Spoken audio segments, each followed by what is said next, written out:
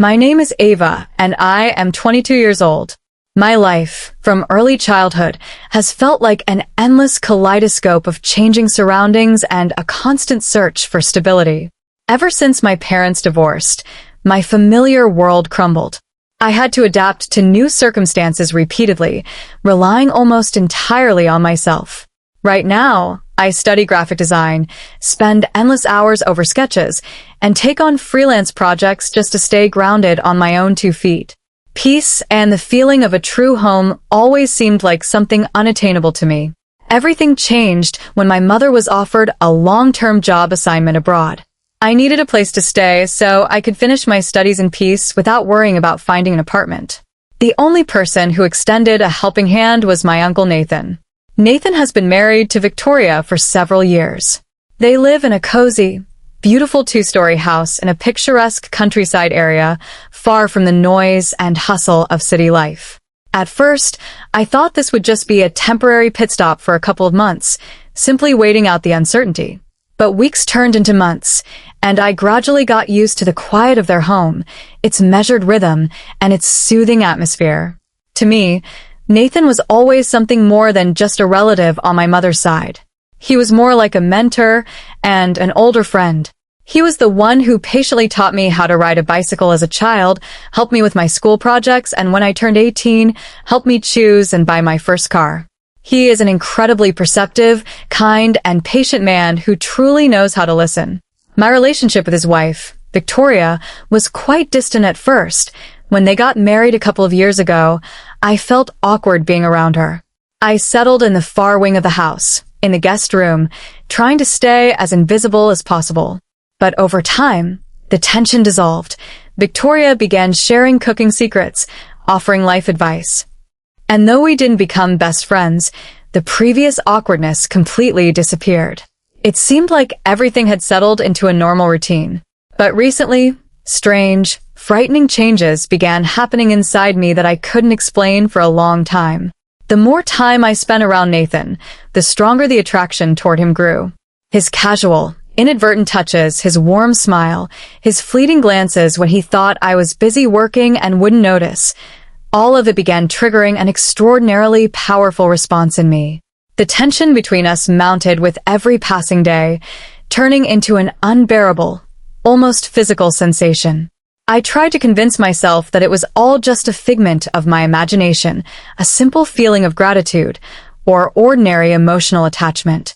But every time we were left alone, the air around us pulled tight like a wire. Everything reached a breaking point on a quiet autumn evening. After dinner, I locked myself in my room and immersed myself in a graphic design project. Victoria had left to meet up with her friends and wasn't expected back until late at night. Nathan had gone to his room to sleep earlier than usual. He looked exhausted after working in the garden all day. Deep, absolute silence hung over the house. Around midnight, as I sat at my desk, I suddenly heard faint footsteps in the hallway. Nathan had been asleep for hours, so the sound caught me off guard. A moment later, I heard the faint creak of his bedroom door. I froze at my desk, my heart skipping a beat. Logic told me to stay put and keep working, but an unknown, irresistible force practically pulled me up from my chair and drew me down the corridor. I quietly approached the half-open door of his bedroom and cautiously peered inside. Nathan was lying on his back in bed, one hand resting behind his head. Soft, silvery moonlight filtered through the heavy curtains, illuminating his face. He looked incredibly peaceful, relaxed, and completely vulnerable in his sleep. I stood in the doorway, unable to tear my eyes away. At that moment, my heart began pounding in my chest with deafening force. A wave of heat rushed to my face, and my pulse throbbed against my temples. I had never experienced anything like this before. It was a mix of awe, anticipation, and an overwhelming attraction. I simply wanted to be closer to him. Taking an incautious step forward into the darkness of the room, my foot caught the leg of the nightstand, causing a small decorative vase sitting on top to wobble with a faint clink. That sound instantly woke Nathan. He stirred, frowned, and slowly opened his eyes.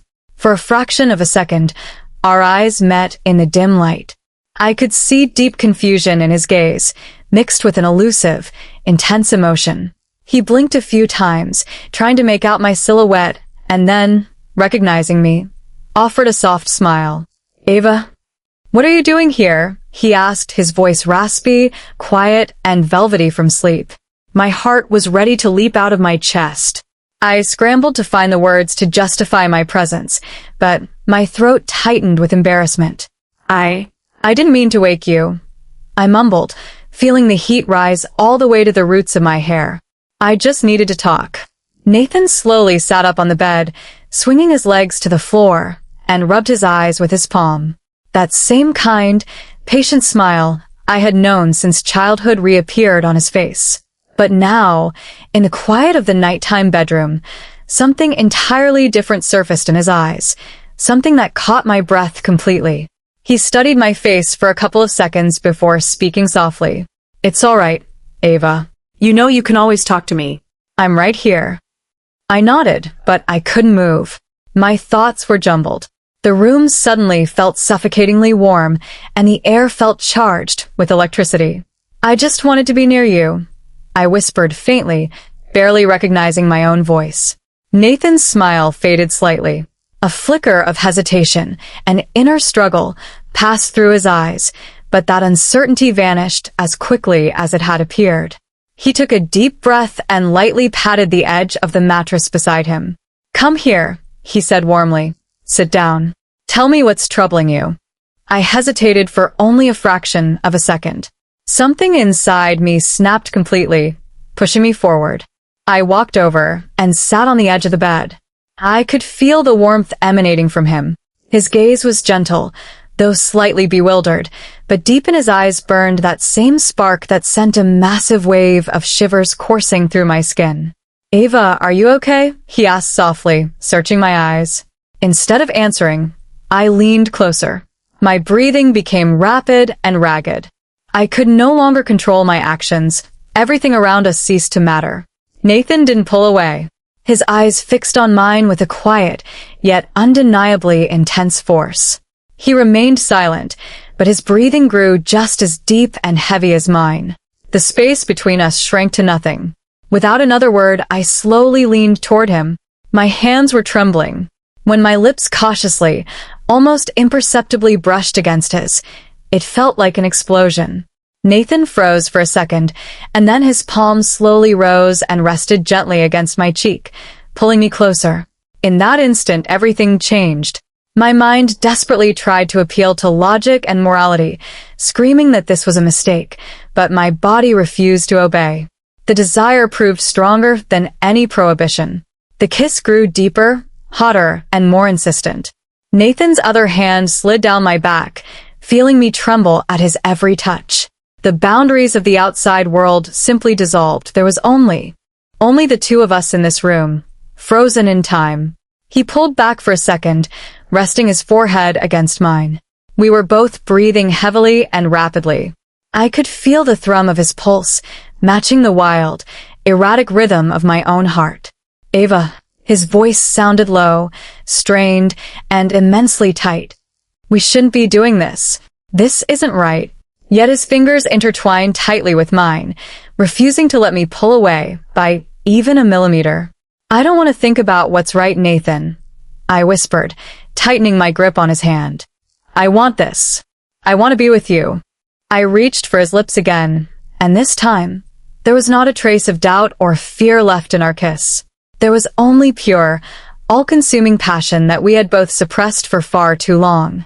His lips trailed down to my neck, leaving burning touches that sent electric currents straight through my body. "Are you sure?" he whispered directly into my ear, his voice laced with an immense craving. "There's no turning back from this."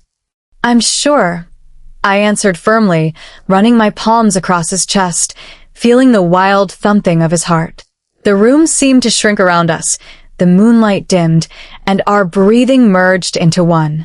We were no longer uncle and niece, nor were we people bound by family obligations. We had become two deeply lonely souls who found each other in this silence. The tension reached its ultimate climax. Time stood completely still, and we began to lose ourselves in one another. And right at that moment, Just as we were ready to step over the final line, a sharp, startling sound violently pierced the silence of the house.